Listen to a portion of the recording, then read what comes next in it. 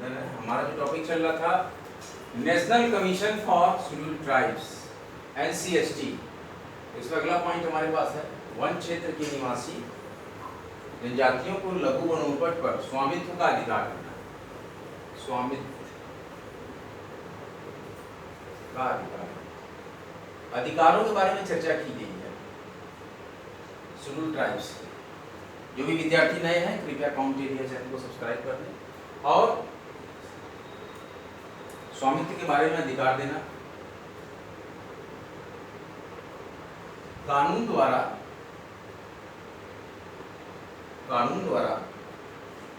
ST समुदायों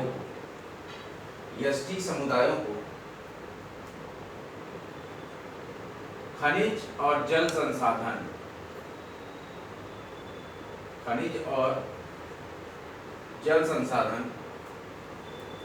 पर अधिकार, देखिए अधिकारों की बात की जा रही है, पर अधिकार को सुरक्षित रखने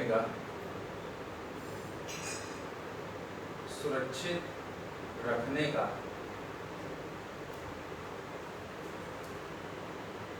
उपाय करना।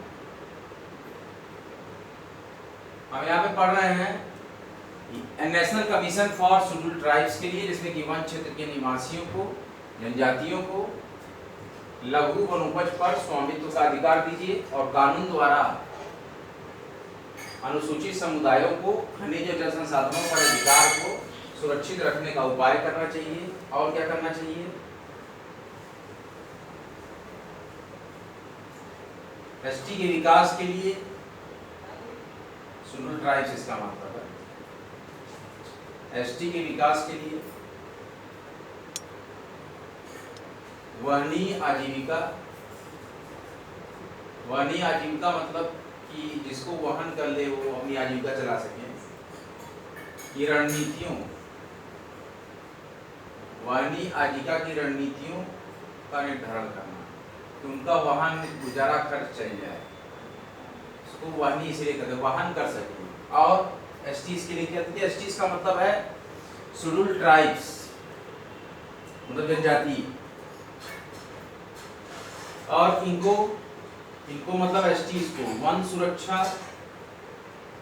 अनुसूचित जनजाति आदिवासी भी आते हैं उसमें, वन सुरक्षा, सामाजिक वानिकी, इनको वन सुरक्षा सामाजिक वानिकी में अधिक सहयोग करना, क्योंकि ज्यादातर ये जनजाति जंगली है, जंगल में निवास करती हैं, अधिक सहयोग करना। क्या है? इनको वन सुरक्षा सामाजिक वानिकी में अधिक सहयोग के उपाय करना। ये एक्सपर्ट होते हैं, जंगल झाड़ी क्षेत्रों में पुराने विचारों पे चलते हैं और इनको अच्छा ज्ञान भी होता है औषधियों का। जो जंगल में रहते हैं तो ये जंगल में रहने के कारण और मधुमक्खी से शहद निकालना, ये सब बहुत अच्छे से जानते हैं। तो इसमें कहा जाएगा क्या कि एसटीज को वन सुरक्षा और सामाजिक वानिकी में अधिक सहयोग के उपाय करने की कोशिश है, जिससे कि अपनी आजीविका चला सके और अपने हुनर का इस्तेमाल कर सके। पेशा अधिनियम हमने पढ़ा था ना, PES, पेशा एक्ट 1996, पेशा एक्ट 1996 का पूर्ण कार्यान्वयन सुनिश्चित करना। इनको अधिकार मिला है उसको सुनिश्चित करिए, ये कहा जा रहा है, सुनिश्चित करना। इनके पूरे कार्य जो हैं NCSTs के, हम डिटेल में यहाँ पे ब्रीफली डिस्क्राइब कर रहे हैं। कानून द्वारा एसटीज को खनिज जल संसाधन पर अधिकार को सुरक्षित रखने का उपाय करना, एसटी के विकास के लिए वहनीय आजीविका रणनीतियों का निर्धारण करना, एसटीज के लिए वन सुरक्षा सामाजिक वानिकी में अधिक सहयोग के उपाय करना, और पेशा एक्ट 1996 का पूर्ण कार्यान्वयन सुनिश्चित करना कि उसके तहत कार्य हो रहा है। और एसटीज के पुनर्वास संबंधी कार्य, एसटीज के पुनर्वास संबंधी कार्य मतलब जनजाति समुदायों के पुनर्वास संबंधी कार्यों को प्रभावी बनाना, ये सारे कार्य हैं NCST, national commission for scheduled tribes. ध्यान से देखिए क्या कहा जा रहा है। कहा गया है कि वन क्षेत्र के निवासी जनजातियों को लघु वनोपज पर स्वामित्व का अधिकार देना, कानून द्वारा जनजाति समुदाय को खनिज जल संसाधन पर अधिकार को सुरक्षित रखने का उपाय करना, जनजाति समुदाय के विकास के लिए वहनीय आजीविका रणनीतियों का निर्धारण करना और जनजाति समुदाय को वन सुरक्षा, सामाजिक वानिकी में अधिक सहयोग के उपाय करना और पेसा एक्ट 1996 का पूर्ण क्रियान्वयन, पेसा एक्ट 1996 का पूर्ण क्रियान्वयन, पूरी तरीके से का पूर्ण क्रियान्वयन सुनिश्चित करना और जनजाति समुदाय के पुनर्वास संबंधी कार्यों को प्रभावी बनाना। ये पुनर्वास लिखा है,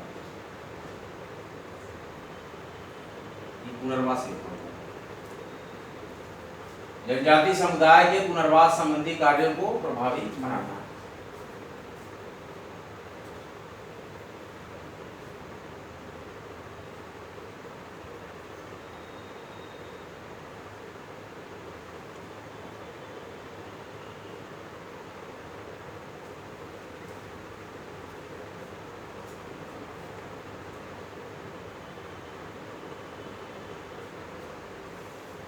NCST की शक्तियां, NCST मतलब national commission for scheduled tribes, NCST की शक्तियां भी सिविल कोर्ट के ही समान होती हैं, दीवानी न्यायालय सिविल कोर्ट के ही समान होती हैं। NCST की शक्तियां भी सिविल कोर्ट के ही समान होती हैं। NCST की शक्तियां भी सिविल कोर्ट के ही समान होती हैं, ध्यान दीजिएगा। National commission for scheduled tribes की शक्तियां भी सिविल कोर्ट के ही समान होती हैं, दीवानी न्यायालय के, व्यवहार न्यायालय के ही समान होती हैं। इनकी शक्तियां मतलब NCST की शक्तियां, इनकी शक्तियां राष्ट्रीय अनुसूचित जाति आयोग के ही समान है, मतलब कि NCSC के ही समान है।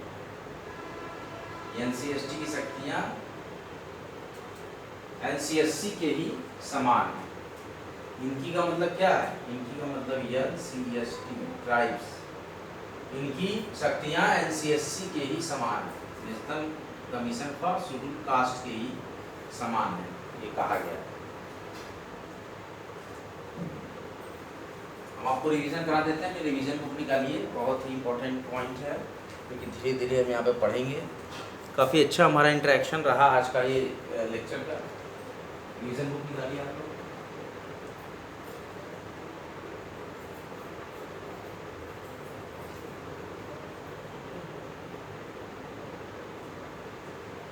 National council for scheduled tribes,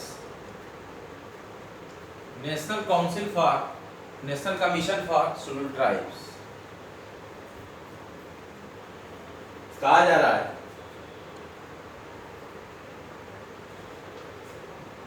one क्षेत्र के निवासी जनजातियों को लघु वनोपज पर स्वामित्व का अधिकार देना। क्या देना?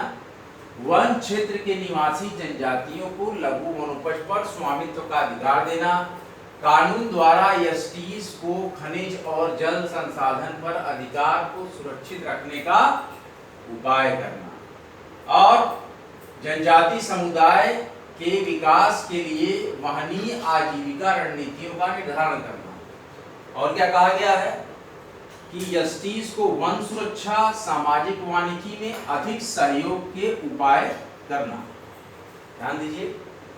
और पेसा एक्ट 1996 का पूर्ण कार्यान्वयन सुनिश्चित कराना और जनजाति समुदायों के पुनर्वास संबंधी कार्यों को प्रभावी बनाना। और क्या कहा गया है? National commission for scheduled tribe की शक्तियां भी सिविल कोर्ट मतलब कि दीवानी न्यायालय के ही समान होती है और एनसीएसटी की शक्तियां एनसीएससी के ही समान होती है। एनसीएसटी की शक्तियां एनसीएससी के ही समान। ध्यान दीजिए क्या कहा जा रहा है।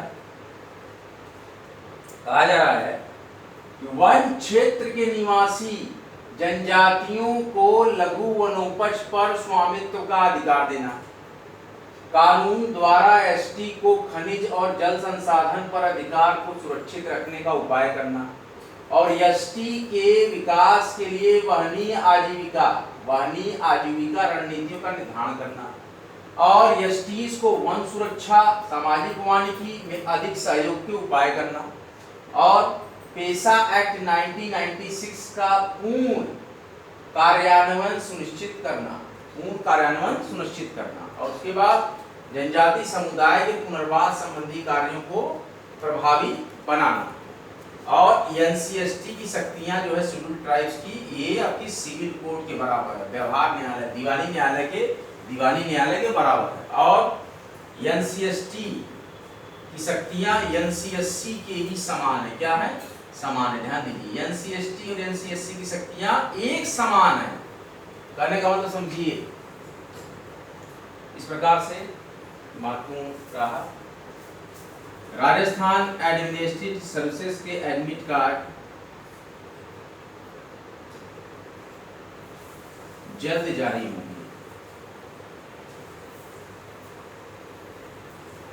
Rajasthan administrative services competitive examination 2023 के एडमिट कार्ड जल्द ही जारी होंगे और जूनियर लॉ ऑफिसर आरपीएससी के एग्जामिनेशन 4 और 5 नवंबर में से किसी दिन आपका पड़ेगा।